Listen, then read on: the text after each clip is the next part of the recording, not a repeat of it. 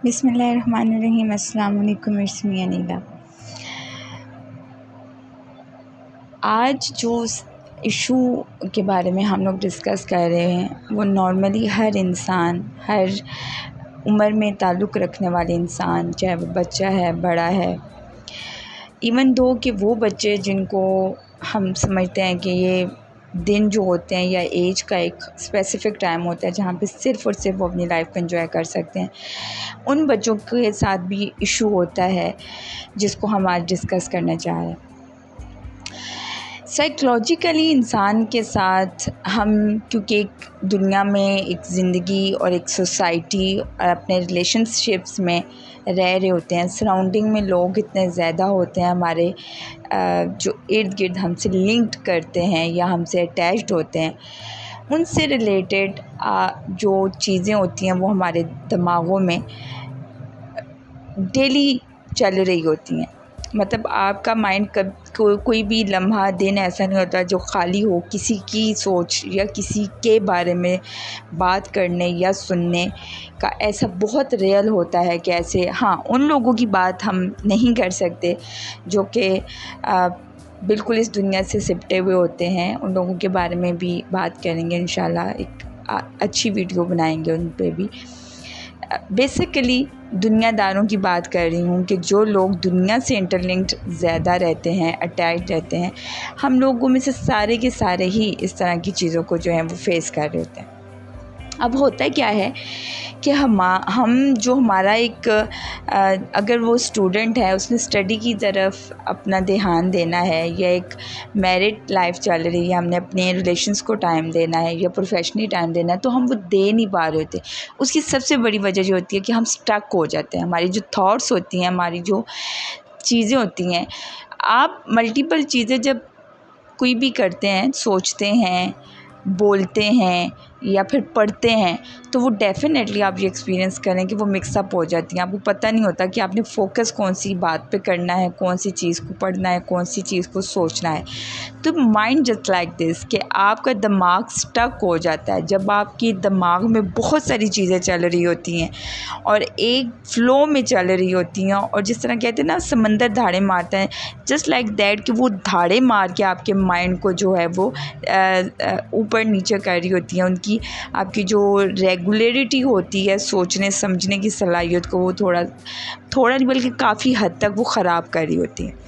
और तब इंसान जो साइकोलॉजिकली इश्यूज़ को काफ़ी ज़्यादा फेस करने की तरफ बढ़ जाता है, क्योंकि उसको पता नहीं होता कि वो स्ट्रेस्ड आउट हो जाता है बहुत ज़्यादा। वो साइकोलॉजिकली इतना बाउंड हो जाता है अपने उन थॉट्स के ज़रिए। उसको रिलीज़ करने का क्या तरीका है? अच्छा, जब आप इन चीज़ों के आदी होंगे तो उसका सबसे बड़ा नुकसान जो होगा वो आपका मेंटल स्ट्रेस जो है वो बढ़ेगा। आपकी मेंटल हेल्थ बहुत ज़्यादा इससे अफेक्ट होगी। और जब आपकी मेंटल हेल्थ अफेक्ट होगी तो डेफ़िनेटली आपके जो रूटीन के या लाइफ के टास्क हैं वो भी अफेक्ट होंगे। साइकोलॉजिकली आप अबनॉर्मलिटी की तरफ जा सकते हैं, आपकी बिहेवियर में चेंज आ सकता है, आप हाइपर हो सकते हैं, आप जल्दी डिसीजन लेने पे अपने आप को फोकस करेंगे। बेवकूफ़ी वाले जो हम कहते हैं ना, जल्दी डिसीजन लेना, इट मीन्स कि आप सोचने समझने की सलाहियत को कम करते जाएंगे।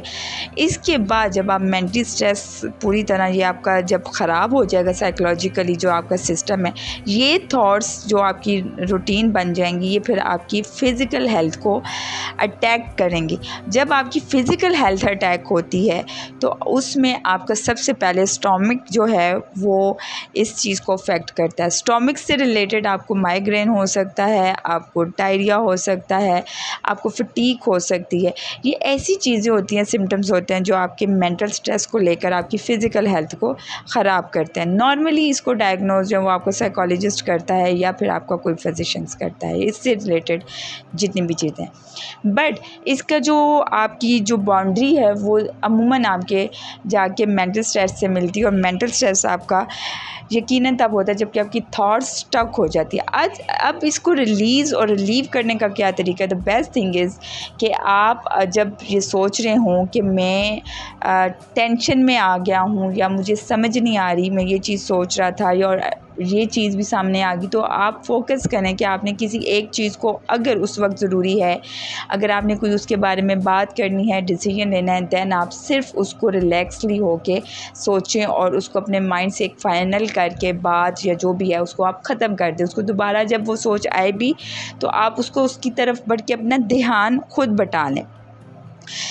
और इसके अलावा इसका जो रिलीज़ करने का सबसे बेस्ट जो तरीका ये है कि आपको लगता है कि वो चीज़ें, वो थॉट्स आपको ज़्यादा टेंस करती हैं, जिसका आपकी ज़िंदगी से कोई इतना फ़र्क नहीं पड़ता उसको सोचने से, करने से, या उन चीज़ों से, उन लोगों से अवॉइड करने का बेहतरीन तरीका ये है कि आप उसके ऑपोज़िट कोई एक्टिविटी कर लें जो कि आपके माइंड को रिफ़्रेश करे।